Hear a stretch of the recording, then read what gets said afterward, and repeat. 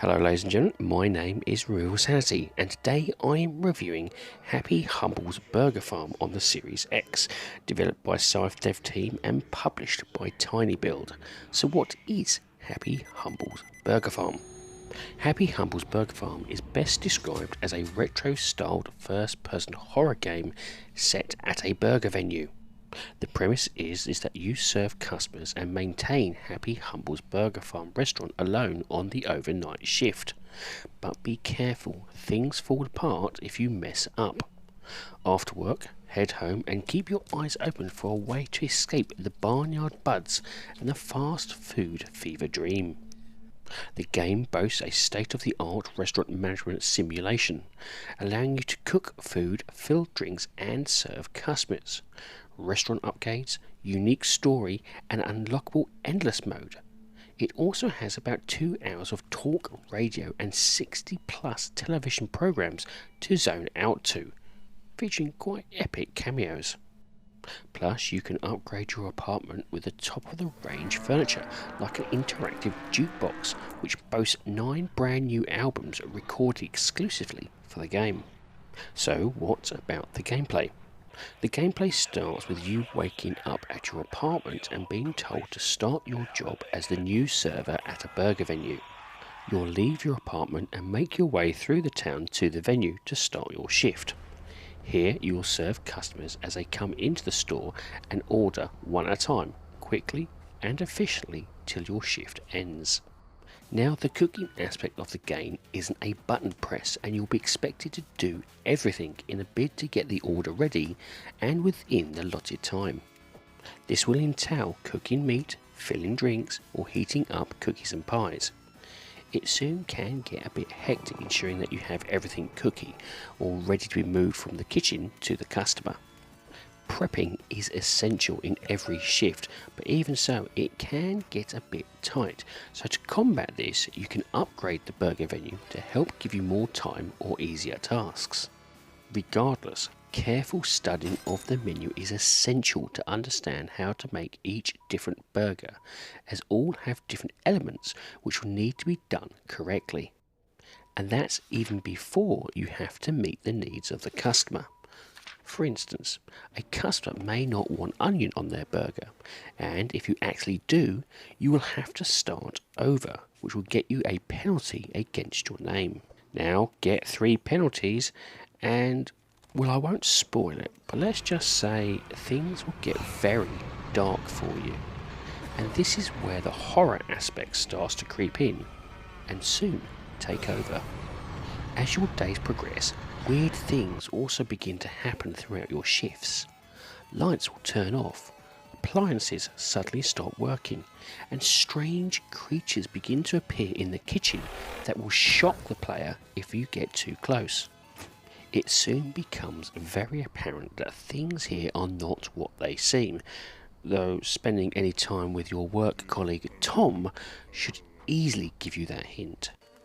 Now, because you can easily get too focused on your work, these dark elements often caught me off guard and provide me with the perfect jump scare or tense moment as I rushed to fill an order.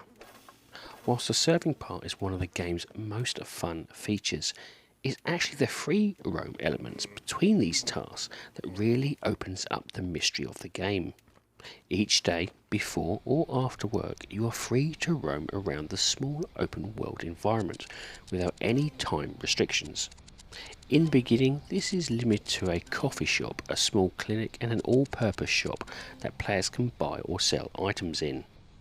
These items can give you more energy stroke health and can be used in conjunction with your job to be more efficient. But there are also other items for sale that you won't fully understand their relevance until other areas of the game open up to you. As the days progress, certain events will happen that allow the player to enter into some of the other buildings in the game. Some of these areas then will unlock new tools to the player's arsenal, which in turn unlock even more areas. And it's here where the other items on sale take centre stage, as you'll need to purchase these in a bid to create said items with the use of blueprints, which will then allow you to explore even more areas. But of course, to buy these items, you need to work a shift in a bid to earn money. It's a clever but well thought out circular motion that ensures you're always kept occupied, but at the same time have a goal for you to achieve. As you explore at your leisure, you'll often push the narrative forward at your own pace, which means taking on some major boss-like events. Speaking of these boss events, these utilise the cooking mechanic as a secondary combat mechanic, which is very clever and can lead to some incredibly tense but fun boss fights. Each boss has players making burgers with more distractions and dangers getting in the way, but by doing so it also allows the player a basic understanding in how to defeat said boss. And once a boss has been defeated, you're often rewarded with a blueprint allowing you to gain access to other hidden areas, and so forth. Whenever exploration gets too boring or you're simply hindered in some way in progressing, simply going to sleep and waking up the next day for the work will help continue to push the story forward. Now, this game isn't just about burgers, and throughout the environments there are small collectible cassette tapes that contain audio logs, which will help you understand and explain some of the lore of the Burger Farm franchise. Also, being that this is a player choice orientated game, you can do other stuff than explore and defeat bosses. The game also allows you to upgrade your apartment should you feel it's getting a bit plain. Saving cash to buy the latest TV soon became one such task for myself, even though there was no real need to do so. The control system here is a bit complex, but thankfully the tutorial does help that out in some form, and after a few shifts you'll be well on your way to being a perfect burger flipper.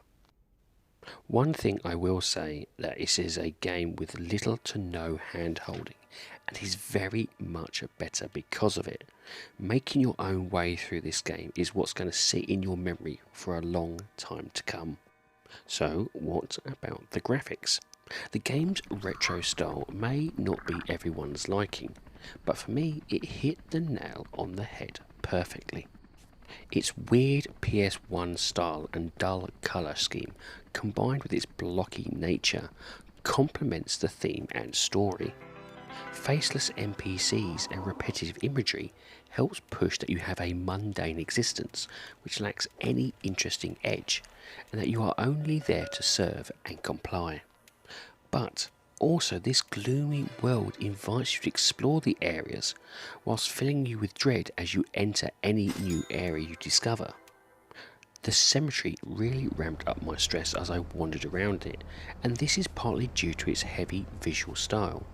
Not being able to see everything crisp and clear pushes you to look closer, where a precise visual will help ward you off entering anywhere if it looks a bit too dangerous. Visually, making the bosses twisted versions of the franchise's mascots is perfect, and you can tell they really had some fun making these beasts scary. Each boss and style of battle has cleverly been worked around each character and really helps sell this dark, bleak dystopian setting. And now to the sound. The game does have voice characters, and they do a superb job selling the oppressive regime to you. This, along with the creepy audio, which really pushes the game's horror aspect above and beyond.